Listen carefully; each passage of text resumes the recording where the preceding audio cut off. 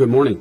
It is 9:18 a.m. on July 10th, 2013, and this meeting of the Camino Real Regional Mobility Authority is now in session.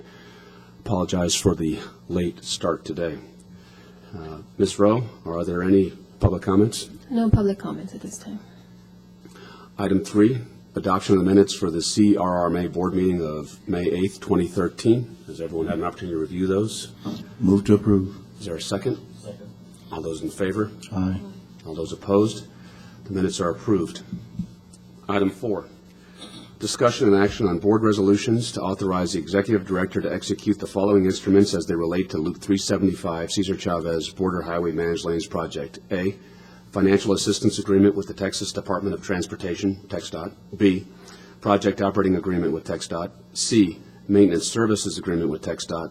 D, conflict waiver for legal services regarding an interlocal agreement with the Central Texas Regional Mobility Authority for certain back office services, and E, interlocal agreement with the CRRMA for certain back office services.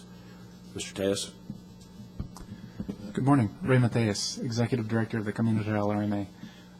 As you see before you, we're trying to tie up a few final loose ends with the Cesar Chavez Managed Lanes project. Unfortunately, I'm going to have to ask you to delete items 4B and 4C, the project operating agreement with TxDOT and also the maintenance services agreement with TxDOT. As I mentioned in my emails to you all with the backup, we had been working on those final two agreements with TxDOT, and unfortunately, we received some information yesterday that I think we're going to need some more time to review. So I'm going to be asking for those to be deleted. But if we could touch on 4A, the financial assistance agreement with the Texas Department of Transportation. If I could step back and go through this project. I know we've talked about this project for quite some time, but we've put into place most of the agreements that are necessary to actually begin the operation of the facility. The issue that we have is that in the early years, there will be a difference between the revenues generated and the operation and maintenance costs needed for the project. So what you see before you is 4A is a financial assistance agreement requesting $9.4 million from TxDOT to assist in that shortfall. And what you'll see actually in the agreement as Schedule 1 is the annual disbursements that we are projecting, which is that shortfall. So again, $9.4 million will be used for the operation and maintenance of the project through September 1, 2024. In addition to that, I would mention that, as you know, we've been working on this project for quite some time. We've actually taken out two prior loans, financial assistance agreements with TxDOT. So what we're also doing in this new financial assistance agreement is actually consolidating the amounts that will be due to TxDOT for those two prior loans. So specifically, we had a financial assistance agreement in 2007, which we referred to as a regional toll plan. That was a $1.1 million loan that we took from TxDOT in order to develop and pursue various toll projects throughout the region. So we will be consolidating a portion of that $1.1 million into this loan as well. And also in 2009, we took out, actually, I'm sorry, I reversed those. The 2007 loan was a $330,000 loan for initial work to be done on various toll projects. The 2009 loan is the regional toll plan loan, which is 1.1. So what you see in this current financial assistance agreement is really the consolidation of the $9.4 million that we're taking out for O&M today, the $330,000 that we took out in 2007, plus $343,000 from the $1.1 million regional toll plan. And the reason why we're not paying back the full 1.1 on that one is that that loan has a provision in there that says once a particular toll project for which we've used funds on is open to the public, then we are responsible for repaying that amount. So when you look at the $1.1 million 2009 financial assistance agreement, $343,000 of that was spent on Chavez. So that's what you see before you, really. In the end, I should mention also that this new $9.4 million loan has a very unique interest fee attached to it, as opposed to an interest rate, because of the length of this loan. And really, when you think about it, we're going to be taking out annual disbursements from 2014 all the way through 2025. On top of that, then, we will begin making repayments, and those repayments will be at least 10% of net revenues generated from the project, but it spaces out almost to 2050. So because of that length, it made more sense for all of us that we had a flat interest fee rate of $6 million.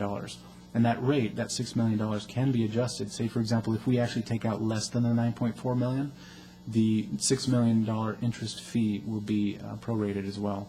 So I think it's a really, actually, a very favorable loan for us. It consolidates two prior loans that we had, and it's really in the best interest of the RMA to pursue this. So I think with that in mind, I recommend approval, subject to your questions, of course.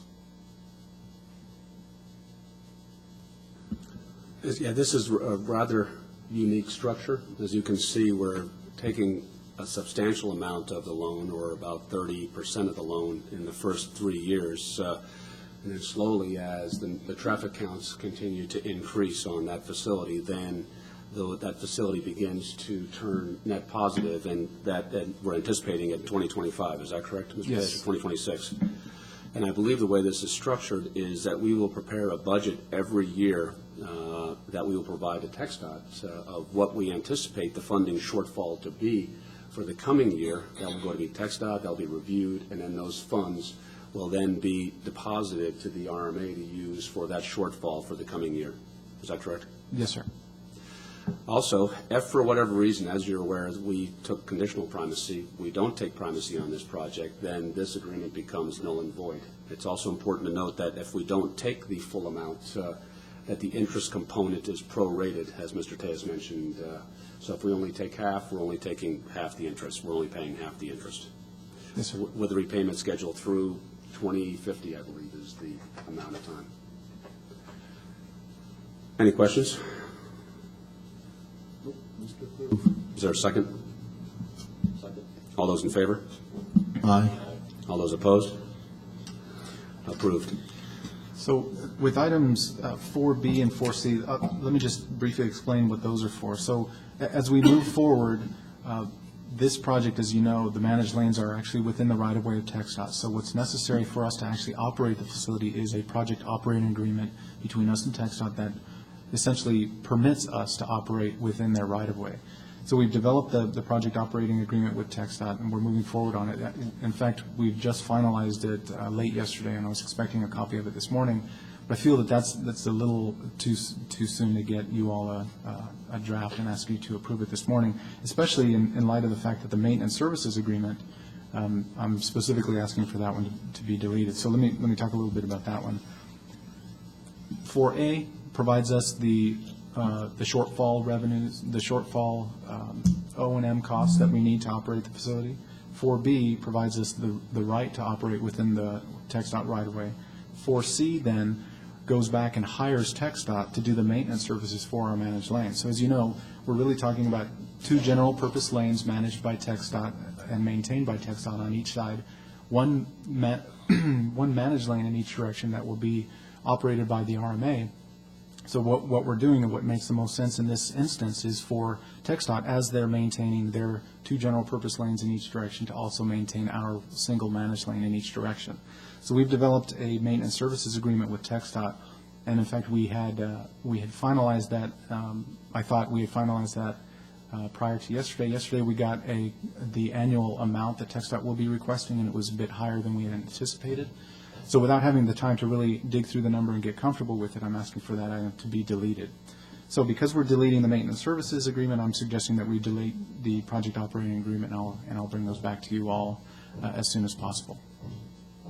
So with that, I'd ask for a motion to delete both items 4B and 4C. Is there a second? Second. All those in favor? Aye. All those opposed? Item 4B and 4C are deleted. And I'm assuming, Raymond, that the initial kind of annual disbursements that we were counting on originally were based on a certain maintenance cost coming from TxDOT. And if we can't get that cost kind of in line, that's going to skew what we were looking at on item 4A. Is that correct? That's exactly right. And if for some reason we can't arrive at a number that works for everyone, then that number was actually developed outside of TxDOT. It was developed with the idea that the RMA would pursue its own maintenance. So that's still an alternative if for some reason we can't make it work with TxDOT, which I'm certain we can, but just so you know, there are alternatives available. Item 4D. And 4D, actually, if you'll allow me, I'll touch on 4E first. So as part of the Chavez project, as you know, this is an extremely complicated project, lots of moving parts and lots of different aspects to it. The RMA, because we are a young and small tolling agency, we've opted to go with the Central Texas Regional Mobility Authority for the provision of certain back office services. And really what that means is the toll transactions and toll collection services that we need. So really, when you look at the way that the RMA is, that the Camino Real RMA is going to operate this facility, we've hired a toll systems integrator who provides the technology necessary to identify the vehicles that are using the roadway, and it stores all of that information in a box. That information then has to go somewhere to be processed in order to identify who used it, how much the cost is, and really deal with it that way. And in addition to that, for those individuals that don't actually pay for the usage, then we have to deal with toll collection. So that step is really what we're looking for in terms of back office. So that's what we're looking for in this interlocal agreement with the CRRMA. And I'll mention along those lines, the attorney for the Camino Real RMA, Locke Lord, namely Brian Cassidy, is also the attorney for the Central Texas RMA. So we asked him, and he actually drafted the interlocal between the CTRMA and the Camino Real RMA. This has been done before. I should mention that CTRMA provides back office services for the Northeast Texas RMA as well as the Cameron County RMA. So this agreement is essentially the exact same agreement that each of the various parties have for those other deals. So what we really asked him to do was basically swap out Cameron County and replace it with Camino Real. So that's what he's done. But in order to do that, because he does represent both RMAs, they've asked for the execution of a conflict waiver. So that's what you see before you as 4D. I'm very comfortable with it, and I've reviewed the interlocal as well, and I'm very comfortable with it. I think that we're in good shape. It's the same exact agreement as I mentioned with Cameron County and Northeast Texas. So with that, and subject to your questions, I'm requesting approval of item 4D first, and then item 4E. Move to approve 4E. All those in favor? Aye. All those opposed? 4D is approved. Is there anything else we need to discuss on 4E, the interlocal agreement, Mr. Tejas? Pardon? I'm sorry? Is there anything else we need to discuss on 4E? I don't think so. That's, I guess, what else can I tell you about that? That's really about the toll transaction processing, toll collections, the payments. Actually, I should speak about that. And you'll see as the exhibit for the backup that I provided you for 4E, the payments for the services to be provided by the Central Texas RMA are actually just passed through. So they only get paid for transactions that actually go through the system. So they're not receiving a flat fee. It's based upon how many transactions go through. So, and I can go through that for you in detail if you're interested. But aren't all the transactions going to flow through them? Yes, they will. But I guess what I'm saying is there's not a monthly fixed fee. It's Correct. Basically a pay-as-you-go That's program. exactly right. So whether it's 10,000 cars or 100,000 cars, the fee is based on the number of vehicles going through. Correct. They'll also go through, I believe, and identify vehicles that don't have a toll tag and initiate the collection process off a license plate reader. Is that correct? That's correct. That's the pay-by-mail portion. So remember, the vehicle, the users for this proposed managed lane will have two options. They can either secure a transponder, the sticker that goes in your vehicle, and that's tied to an account that they keep filled with either cash or through credit cards. But those individuals that don't want to go through and get a transponder can also go through at any time. We'll take a picture of their license plate and send them a bill. When I say we, that's actually Central Texas RMA through their vendors. So they'll send them a bill. That's the pay-by-mail option. It's a little bit more expensive obviously, because we have to mail them the invoice and all that sort of collection process. But that's an alternative as well. So these are the processes that Central Texas will provide for us. Will they also set up the transponder process for if someone wants to purchase a transponder they handle all that as well. People will contact them. Now, that's actually a little bit different. We're for the actual transponder and the accounts themselves, we're going to be working with the North Texas Tollway Authority.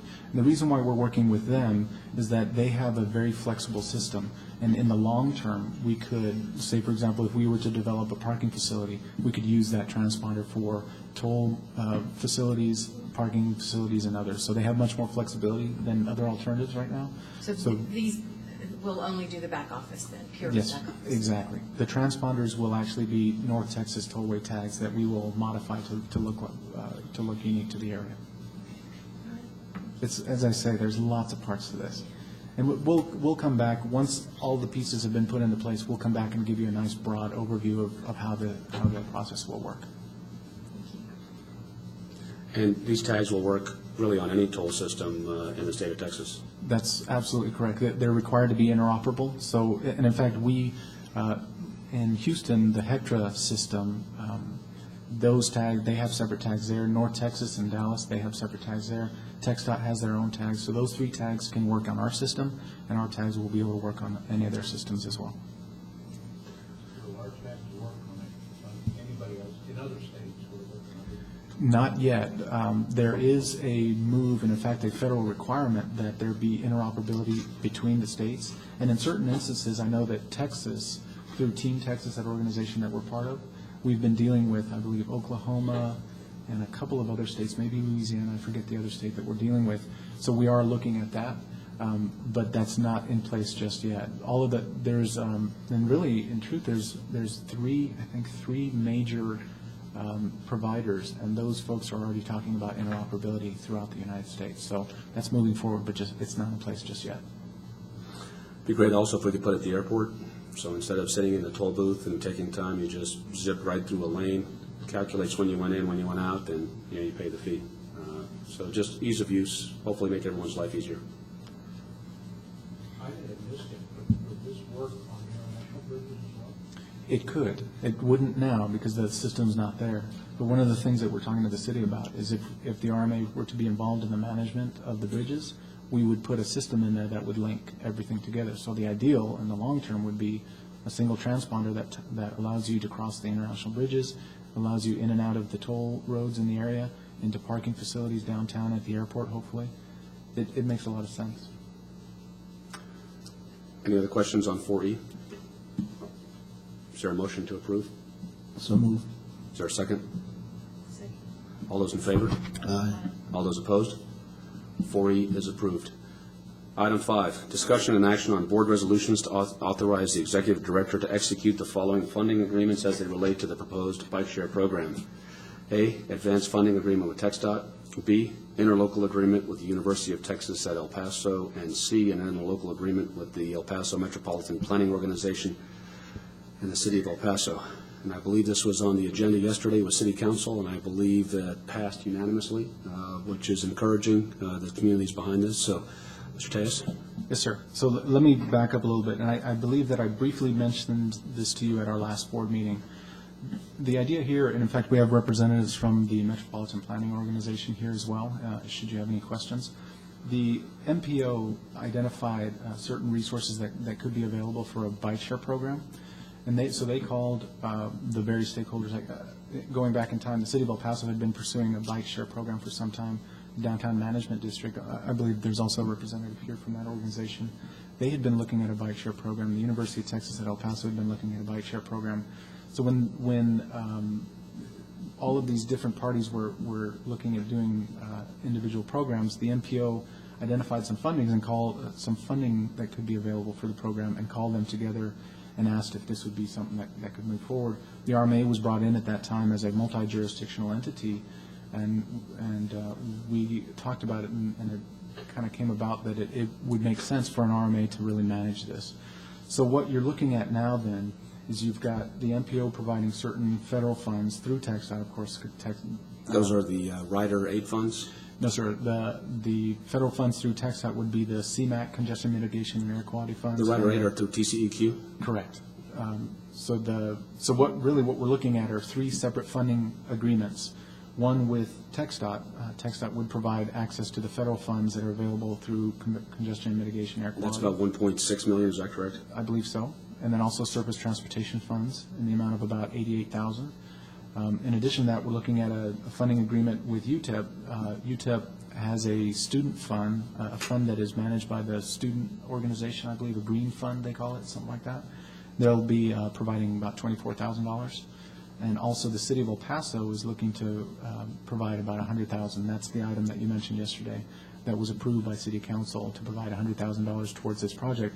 That leaves $276,000 from the Rider 8 program, which was essentially allocated from the Texas Commission on Environmental Quality to the local MPO. The MPO has agreed already to provide those funds to the RMA for the pursuit of this project. So again, the idea then is these various agencies would pool their funds, provide them all to the RMA, and the RMA would basically bring back a work authorization at our next board meeting with our general engineering consultant. And the task would be to look at all of the RFPs that have gone out in the recent past for various municipalities throughout the country, look at best practices, clearly the first step would be meet with the stakeholders, UTEP, Downtown Management District, City of El Paso, MPO, everybody that's involved, and identify what the goals are for this particular project, and really develop a request for proposals that would be put out on the street by the RMA for the ultimately the selection of a vendor that would operate and maintain the system. So that's really what we're looking at. You'll see in the backup that I provided you for each of these agreements that there's a general scope included which talks about what the program could be, but it doesn't have specifics. And the reason for that is that in our estimation, it makes the most sense that we put out on the street an RFP that asks for the professionals, these vendors that do this for a living. We ask them, how many stations do we need? How many bikes do we need? Where should the stations be located? And all those specifics that I'm certain that all of you have questions about. All of those specifics should be rolled into the request for proposals, and those will come back to the RMA for evaluation and eventually selection. So with that, again, in summary, $2 million are available for the project. These agreements basically pool those funds over to the RMA. The next step would be at our very next board meeting to hire the GEC through a work authorization to develop a request for proposals that we would put out on the street for the selection of a vendor for this program. So the advanced funding agreement with TxDOT is for the CMAQ funds, right? The congestion mitigation air quality? And also the STP, the surface transportation funds of $88,000. And the interlocal agreement with the University of Texas is to access their green funds in the amount of about $24,000? Yes, sir. And then item C, the interlocal agreement with the El Paso Metropolitan Planning Organization and the City of El Paso is to access the Rider 8 funds that are available through TCEQ that will be administered through the MPO, and then the $100,000 that will be administered by the city. Is that correct? Yes, sir. And how are those funds going to be available after we execute these agreements? The UTEP funds will be available in cash. They'll provide those funds to us. The City of El Paso will be available in cash as well. The Rider 8, I believe, also in cash. The STP and the CMAQ funds through TxDOT will be available on a reimbursement basis, very similar to what we do with all of our agreements with TxDOT. We'll incur the costs. We'll package that as an invoice and send that over to TxDOT each month. And as a side note, I was in Boulder about 2 weeks ago, and I sent Raymond and Mr. Tejas a few photos of the bike share program outside the Google offices there. They use a company called B-Bike, I believe. First 60 minutes free, and then there was an hourly use and a 24-hour use. It was a neat system. Basically, you could reserve online. I'm real interested to kind of see what really are the capabilities of the system here in El Paso and what the recommendations are with where it would go and how we put it in place. So, any questions on items 5A, B, or C? Yes, I do. Just to clarify, once we take ownership of this, who's going to, and we hire a vendor to manage the program, how are we going to work with the other parties, the MPO, the city, and UTEP as far as administration of the program? If there's any complaints or hiccups, and who's got sole responsibility for that? That will be the RMA. The other parties are providing funding, and of course they'll be heavily involved as stakeholders, But in terms of complaints and the actual management and administration of the project, that will be the RMA. Okay, so as such, because we have a policy that only the executive director and the president or chairman of the RMA can speak for the RMA. So going forward, once this is in place, any public comment will flow through the RMA, correct? Yes, sir. Okay. But we may have some comments from the public, if the board will entertain them.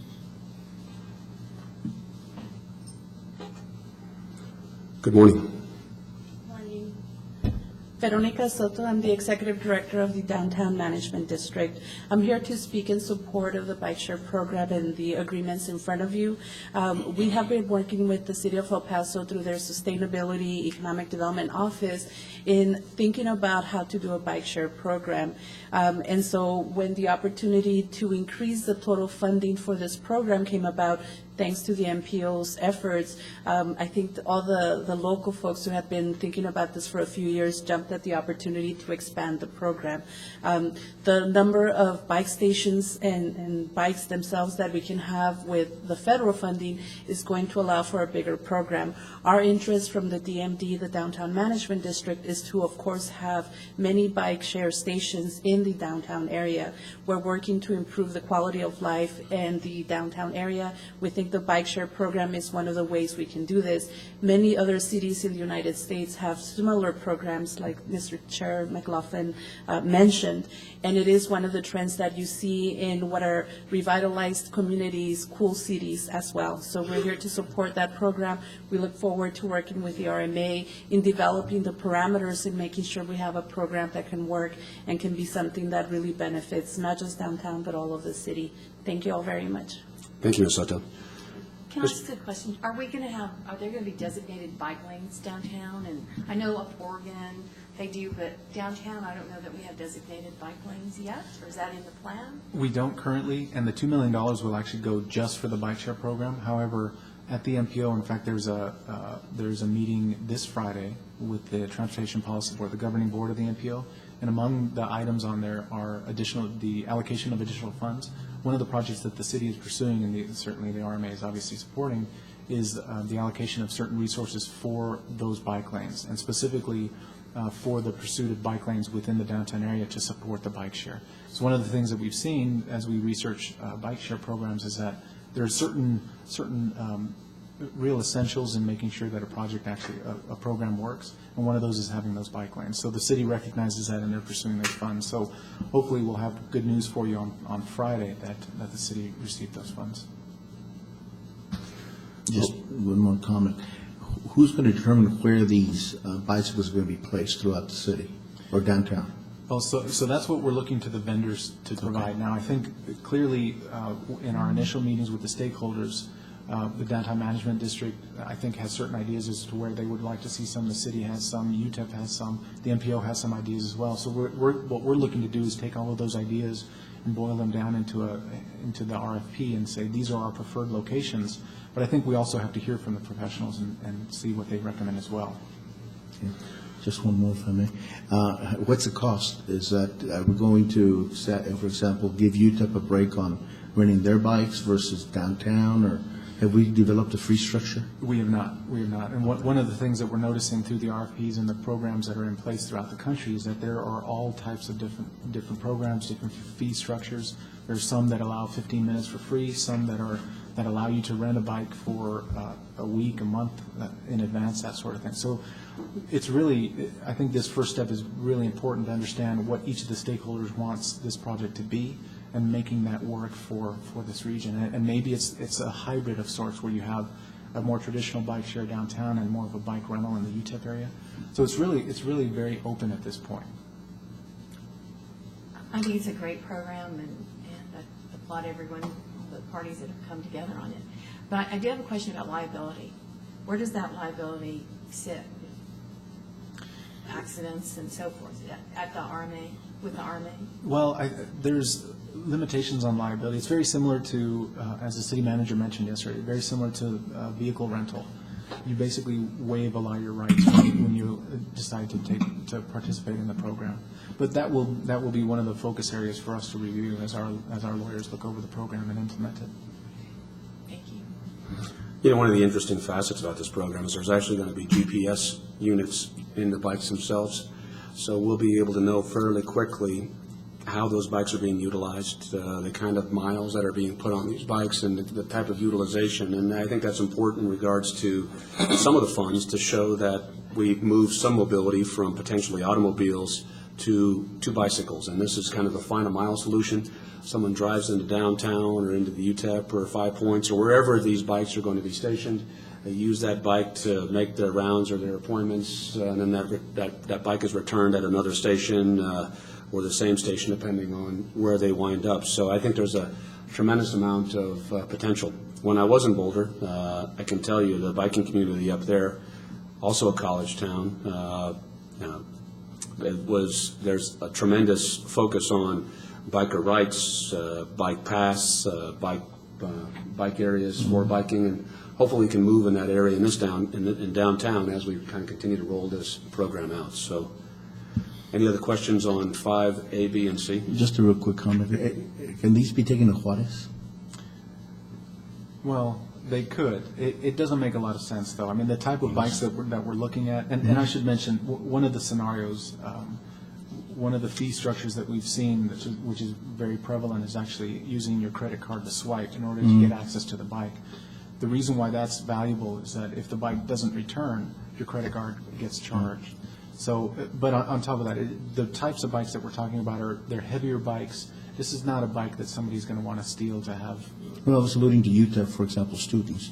We know quite a few students from Juarez commute to UTEP, right? Right. Well, I think what I think I've heard from some of the stakeholders so far is the location of a bike near the bridges, near the bridgeheads, and that makes a lot of sense, I think. Okay. Because I believe UTEP wants to loan them out on a longer period of time rather than daily. Correct. So, okay. Can we approve all the motions together, all items A, B, and C together, Mr. Chair? Is there a motion to approve 5A, B, and C? So moved. Is there a second? All those in favor? Aye. All those opposed? Items 5A, B, and C are approved. Item 6, discussion and action on a board resolution authorizing the executive director to execute a memorandum of understanding with the City of El Paso, Galtmore Aldea LLC, and Walmart Stores LLC regarding proposed interstate improvements in the area of I-10 and Executive Center Boulevard. Mr. Tejas? So this item, some of the older board members may remember, this has come before us once or twice. We actually have some representatives from Aldea that I may ask to come up and fill in the blanks. But very generally speaking, as you may recall, there is a development in the works referred to as Aldea, and that's essentially at the corner of Executive Center and I-10. They're developing a project there, and those are the details that I'll ask for the representatives to share with you. But in order for that development to work, the developer needs an overpass over I-10 at a future roadway referred to as Mesa Park. So they'll need an overpass. They'll also need frontage roads from Executive over to Mesa Park. So what you see before you here today is a memorandum of understanding between the RMA, between the City of El Paso, between Walmart, who is currently the owner of the area, and also the developer itself, Galtmore Aldea. The idea here is that we all want to work together towards the development of this overpass program, this project. And if it moves forward in a way where it's rolled into the TxDOT plans for the I-10 collector distributor lanes, if they can get it rolled into the environmental process for that, then the RMA at the back end would take over the management of the construction project. So really, what this MOU is for is to get the parties all in line, make sure that we're heading towards the same goal, which is the development of the overpass project and rolling that into the collector distributor lanes project of TxDOT so that the RMA can develop this as essentially phase one of the project for the developer. So that's really what we're looking for. And Galtmore Aldea is doing all the work to get it ready to roll into the collector and distributor project. In addition, Galtmore Aldea will be paying the full cost for us to develop this project. Is that correct? Well, actually, Galtmore is doing a lot of the early work, and you'll see some within this MOU. They're looking to develop or they're looking to provide significant in-kind services for the project. But in terms of the actual project itself, the City of El Paso has signed a 380 agreement, which is essentially a tax incentive program agreement, whereby they would provide up to $8 million towards the project. TxDOT would provide certain funding for it, and Aldea would provide the in-kind services. So once those resources are combined, then we should have 100% of the resources necessary for the construction of the project. If, of course, if it doesn't equal 100%, the RMA is not on the hook. The RMA is not providing any funds for it. But the ideal is that we all come together as parties and work on this together.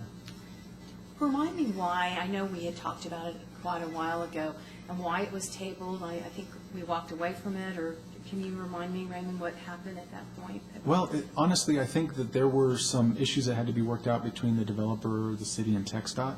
TxDOT was working on the collector-distributed lanes. We have a representative from TxDOT as well that can maybe shed some more light on this. But as I understand it, there were it was really an issue of trying to work into the collector-distributed lane schedule, and I think that's what was driving it. That's my understanding. And I believe we have a representative from Geltmore, is that correct? Yes, sir.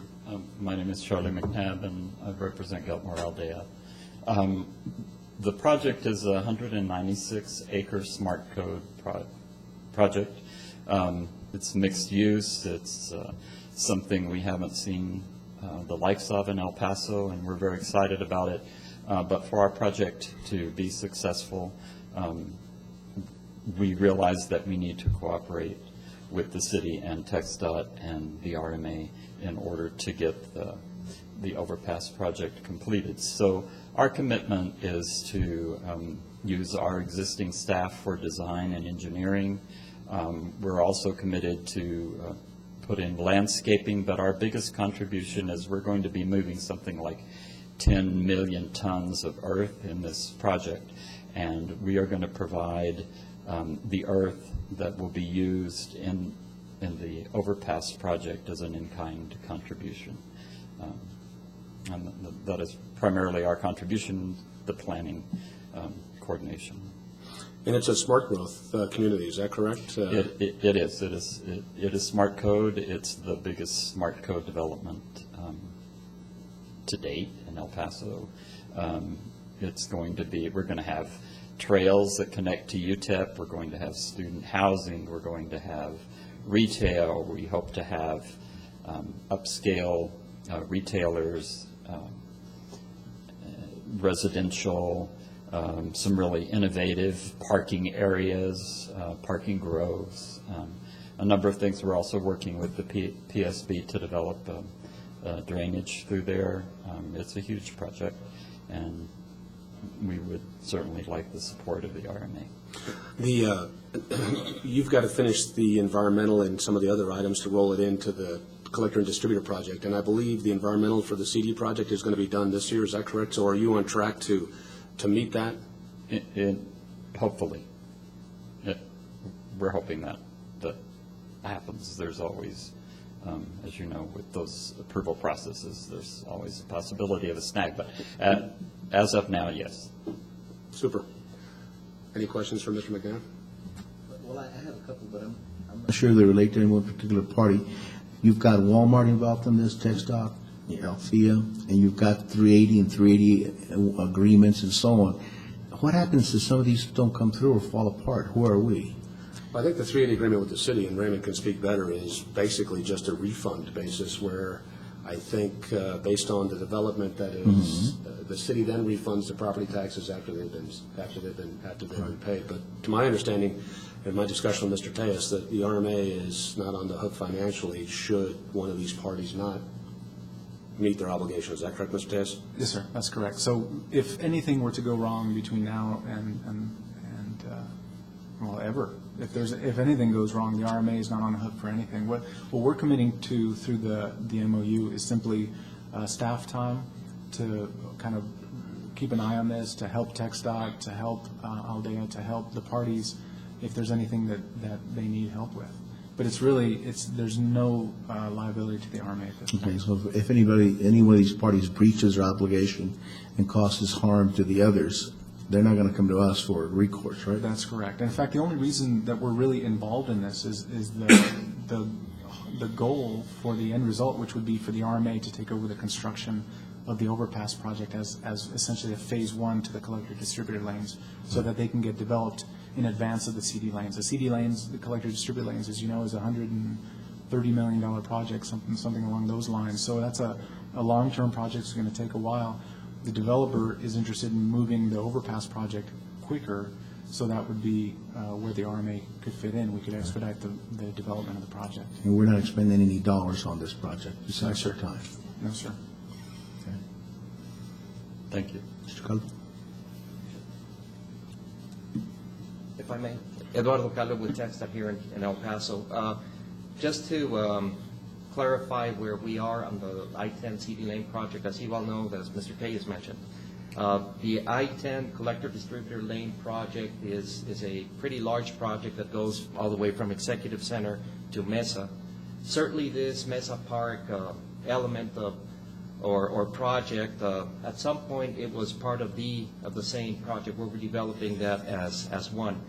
But because there were certain other circumstances, we decided to separate the projects. We're working on these projects separately, treating them as separate independent projects with the intent that in the future, once all the environmental and all the other necessary agreements are in place, we can put the two projects back together and maybe let it as a single project, or I don't know, but that's something that we need to discuss later. The other thing that is important to clarify is that in this MOU that is being brought to you, TechStop is not a party of this. We are certainly working together with Aldea in the engineering, the environmental, and all that, but TechStop is not a party to this MOU. Later on, I think the MOU does state that any future agreements need to be in place later on with TechStop, whether it's with the RMA, with the developer, and so on. Just wanted to clarify that. What is the time frame? I've seen that collector distributor project, and boy, it can't come soon enough based on the improvements to traffic flow and the ability to have access roads, in certain areas. What is the time frame for that project? We're looking at clearing the environmental. Again, this is a federal project, so it doesn't really depend on TechStop alone. Well, we've got to deal with federal highway. We're looking at sometime in November, December timeframe. It's taking a little bit longer to complete all the engineering and the environmental documents. But hopefully the two projects will be cleared at the same time. Even though, again, like I said, we're treating them as separate projects now, but eventually we can put them together and let it as a single project. And build them all at the same time. And the CD project would begin construction potentially sometime late in 2014, or? Our target is still, we're looking at the end of fiscal year, well, somewhere in the time frame of August of 2014, about a year from now. Great. Any questions, Mr. Calvo?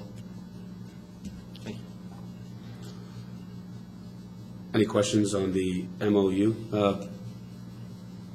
And basically, we are just looking at helping them to develop this potential Mesa Park overpass, correct? And I've seen some schematics of that overpass and how that's going to basically open up that entire area to be able to improve the traffic flow into that area, and eventually that's going to connect all the way up to Mesa, I believe. Is that correct? Yes, sir. So it's going to be one more thoroughfare for El Pasoans and one more access point to come down to the freeway. Need a motion to approve? Yes, sir. So moved. All those in favor? Aye. All those opposed? Item 6 is approved. Item 7, discussion and action on potential revisions to the CRRMA's policies and procedures regarding governing the procurement of goods and services, document dated March 9th, 2009, as may be required for the forthcoming airway aesthetic project procurement. Mr. Tellez? So as mentioned, this relates to the airway aesthetic project. As you know, that's a project that the RMA intends to procure. In order for the RMA to procure a project with federal funds, TxDOT has to review and approve of the procurement policies that are in place for the agency. TxDOT has reviewed our policies and has originally raised several issues. We've resolved most of those issues, and really there's 2 remaining issues that I continue to work with TxDOT on. And they deal specifically with retainage issues and proprietary purchases. Specifically, TxDOT is saying that certain there are certain regulations regarding retainage that should be included in our procurement policies, and that's really the sticking point for us. In addition to that, they are requesting an amendment to our procurement policies to add language related to proprietary purchases with TxDOT or federal funding. So what I'm requesting of the board today is a motion, and really you could take either form you'd like, either a motion to authorize the executive director to amend the procurement policies for those two very specific areas dealing with retainage issues and proprietary purchases for the airway aesthetic project. And I could bring those revisions back to you at the very next board meeting. Or you could actually, our attorneys have drafted some language that deal with those two issues, very general in nature, and we could actually read that language into the record if you so choose. So really the point is I'm asking for authorization to amend the procurement policies to receive approval of those policies by TxDOT so that we can now let the airway project in August. And I should mention along those lines, we are looking for the issuance of the advertisement, really advertising the construction project for the airway project late this month and early next month. So we're moving very quickly. We will still have a letting selection in August for a construction team to actually do the airway project. And in fact, at the next board meeting, I will be bringing forward the latest conceptual designs for that program. That proposed project is in the review phase with TxDOT currently as we speak, so we should be through that within the next couple of days, so I'll have a final design for you to share with you very soon. So with that in mind, again, I'm asking for a motion to amend the procurement policies, either generally or we could read the language into the record that was developed by attorneys. Raymond, I think the motion to keep it on a general basis would be more suitable for this case rather than try and get down into very specifics and lock ourselves into something or back ourselves to a corner. So with that in mind, for the board's consideration, I make the following motion to authorize the executive director to amend the CRRMA's procedures governing the procurement of goods and services document dated March 19th, 2009 to address the TxDOT concerns with retainage and property purchases. I think based on what we've talked and we've seen, that will address the concerns without, as I say, boxing us in. Absolutely. That would give me plenty of flexibility to make sure that... Because it still has to come back to us anyway, right? Subject to bringing those back to the board after you've completed those provisions. Well, actually, what I would request is the actual amendment of the policies, and I'll bring those amended policies back for you. Okay. But it wouldn't be for an action to adopt. You're actually doing that today. Okay. That would give me the authority to do that so that the final procurement policies are presented to TxDOT and approved. Okay. Is there a motion to approve item 7? Go. Is there a second? All those in favor? Aye. All those opposed? Item 7 is approved. Item 8, discussion and action on the Executive Director's Report. A, update on the Loop 375 Border Highway West Extension Project. B, update on the 83rd Regular Texas Legislative Session. C, update on the International Bridges discussion with the City of El Paso. D, America's Managed Lanes Public Meeting, July 18th, 2013 at 6 p.m. And E, work authorization number 9B with Atkins North America. Mr. Tejas? Okay, so item 8A deals with, and these we should be able to go through these very quickly. These are mainly just updates. Border Highway West Extension Project. As you know, at our last board meeting, the RMA board waived primacy for the Border Highway West project so that TxDOT could pursue it. At the Texas Transportation Commission meeting of June 27th, the commission actually took 2 actions. The first action was adopting their Unified Transportation Plan, UTP, which included $300 million for the Border Highway West project. Another action from that same meeting was a minute order that authorized TxDOT to issue a request for qualifications for the Border Highway West project. Now, I thought included in your backup is the minute order that they approved, but of note, I did want to mention that what they've actually approved is an RFQ to develop, design, construct, and maintain the Loop 375 Border Highway West Extension project. So, as you may recall at our last board meeting, there was a lot of discussion about operation operation was not, apparently, at least according to the minute order, operation will not be included in the RFQ. I've not seen it. I don't know that it's out yet, but I did want to bring that to your attention. I'll keep you apprised of this as it develops. Item 8B then deals with the legislative session, the regular session. I've included in your backup the legislative priorities that were adopted by this board last year for this last legislative session. And I will mention that it has been actually a very successful legislative session for regional mobilities and specifically the Camino Real RMA. I won't go through it in any great detail other than to mention really 2 points. The legislative priorities that you have, we actually identified 5 important areas. Of those, 3 were dealt with quite well. 2 of them dealing with the revolving fund and additional transportation funding are actually being dealt with in this second special session that's called currently right now. So it looks like those are going to go well. But I did want to mention 2 specific legislative amendments, actually actions from the 83rd that I think are of particular importance to us. The first is, and certainly you all have heard a little bit about this, vehicle registration fees. There was a bill that was passed that was actually drafted for Webb County. Senator Rodriguez and Representative Pickett amended that to allow it to incorporate the county of El Paso as well. And really what that does is it ties on to what Cameron County and Hidalgo County have been doing for quite some time now, which is essentially allows for the creation of up to a $10 vehicle registration fee that would be added onto your annual registration fees. That $10 would then go through the county and directly to the RMA located in that county. So Cameron County and Hidalgo County have had those registration fees for many years. Webb County had a bill that was working through the legislature to allow for Webb County to do that, and El Paso County was added to that, and it was passed. So that was put into place this last legislative session, which is a great deal. Of course, it takes certain actions of the county of El Paso, which we will likely begin speaking with the county about very soon. So that was one, I think, major plus from the legislative session. Another one was each year, as you know, we go back to the legislature and look at Chapter 370 of the Texas Transportation Code, which is the statute that governs RMAs, what we can do, what we can't do, and that sort of thing.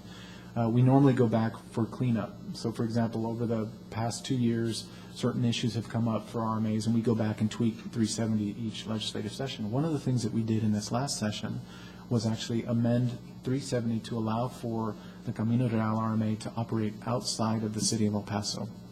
So as you know, we currently have the ability to develop a project outside of the city of El Paso. We could always do that with an executed agreement between us and, say, for example, the city of Socorro. If we had that agreement with them, we could always develop a project. What was gray, though, was the question of whether or not we could actually operate a facility outside of the city of El Paso. So develop and operate, that was the distinction. So we tweaked, Representative Pickett proposed and added an amendment that tweaks the Chapter 370 that explicitly allows the Camino Real RMA to operate a facility outside of the city of El Paso. Where that comes into play is if, for example, we were to take over the international bridges for the city of El Paso, it would then become logical for us to look at the county of El Paso's new bridge coming online at Tornillo. With the new legislative fix, we could then operate that facility out there as well. So that was another small but very important legislative tweak for the Camino Real RMA. So with that, I'll mention also, you've each been provided a legislative update by our attorneys that's presented each year. Take your time, go through that, give me a call with any questions, and we can go into any level of detail that you'd like at that time. So no action is required or requested on that item either. Item C, we've talked a little bit about this throughout. This is the international bridges. As you know, the RMA has been talking to the city of El Paso for some time about potentially managing the bridges. I will mention at last week's, was it last week? A very recent city council meeting, there was a discussion about potentially imposing a fee at the border safety inspection facilities. Representative Nyland presented that to the council for discussion. What came of that, though, was really, from the city manager, a much more broad discussion about the operation of the bridges themselves. And she mentioned on a couple of occasions that she'd like to pull together a meeting with all of the stakeholders, the operators of the bridges, CBP, the City of El Paso, obviously the Federal Representative's Office, the RMA as well, to talk about all of the operations of the bridges, including border safety inspection facilities and potential tolling of Bridge of the Americas and all those sorts of things. Really have a more comprehensive discussion of how the bridges operate now and what could be done to make them operate more efficiently. So this ties into what we've been talking about, which is the potential for the RMA managing the bridges, using our transponders, and making the operation much more efficient. So I bring that up only to say that the discussions continue. The council is apprised, and they know that we are in discussion. So I'll keep you posted as those develop. Item D is the Americas Managed Lanes. As you know, some time ago, we entered into an agreement with an engineering firm to develop the preliminary engineering and environmental for the Americas Managed Lanes. And as you know, that's the section that connects to Cesar Chavez at essentially the Zaragoza port of entry and heads up to the Americas interchange and past it. What we're looking to do there is, again, add one managed lane in each direction, very similar, in fact, identical to the project at Cesar Chavez. The RMA is developing that work through our consultants.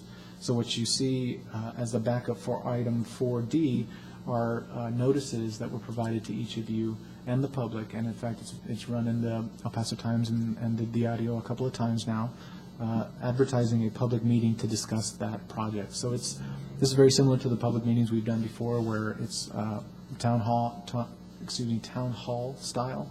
We'll have boards up, we'll have individuals posted at each of the boards, and the public will come in and we can discuss at length what we're looking to do and where we're headed with that particular project. So if you're available, please join us on July 18th at 6 p.m.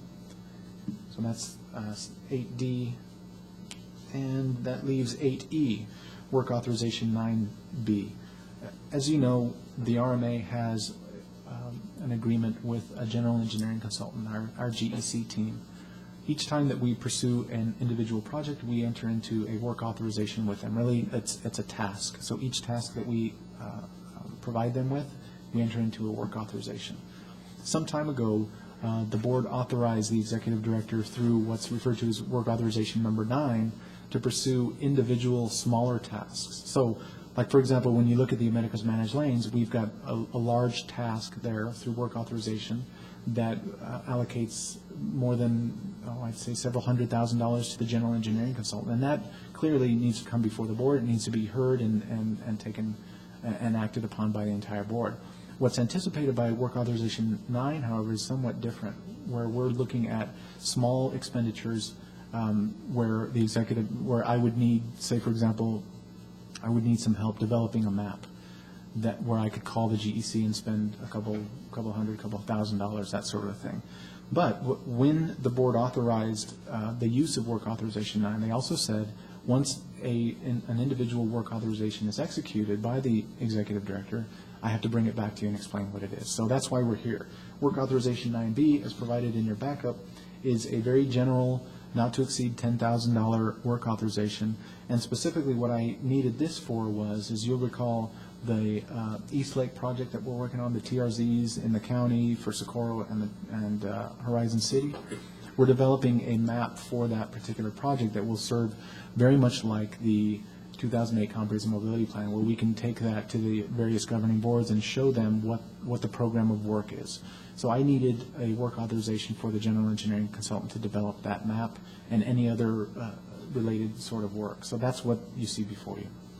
And that work for the county is anywhere between $70 and $90 million, somewhere in that area, correct? That was the original plan. And I should mention, as the item that I mentioned earlier about the governing board of the Metropolitan Planning Organization on Friday, they are allocating additional funds, and hopefully they will allocate additional funds to the East Lake project specifically, as well as the Old Waco Tanks projects, both of those of which are in this plan that we're developing. So if those additional federal funds come into that program, it will change that program and likely increase the amount of dollars and work for that proposed program. So we're hopeful on that. But to answer your question, yes, that's currently it's between 70 and 90 million.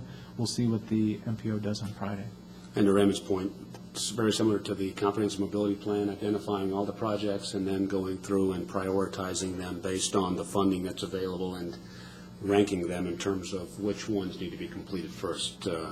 As we all know, Raymond is, Linda are the entire staff of the RMA, so on occasion we may need some additional resources. So that was a really long way to say, this is what we did. So subject to your questions, I don't have anything else for you. Any questions? Do we need action on this? No action. This was strictly for update. No questions, no comments? Is there a motion to adjourn? Is there a second? All those in favor? We are adjourned at 10:18 a.m. on Wednesday, July 10th. Thank you.